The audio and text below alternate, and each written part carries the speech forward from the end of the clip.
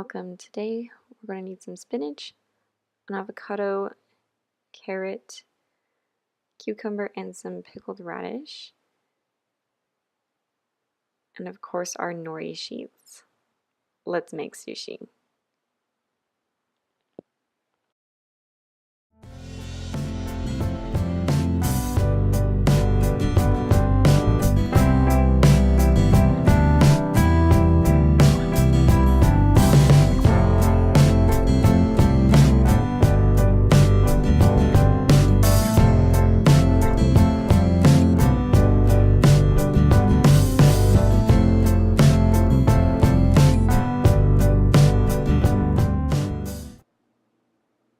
Alright, now we have all of our veggies cut and off to the side.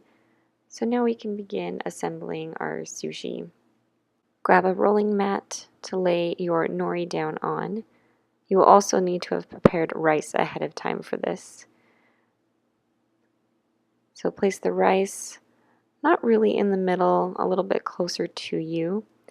Now my rice is cold, so it's really sticky and kind of clumping up, but this is for lunch and I'm making things easy.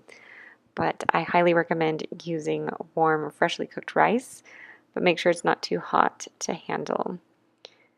I'm placing some avocado down, now some cucumbers, carrots, and my favorite, the pickled radish. Pickled radish makes this more kimbap than sushi, but more of you are going to be familiar with the term sushi.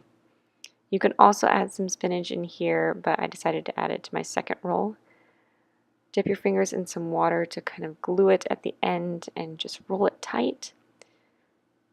If you do use warmer rice, you will get a better roll. And now on to number 2.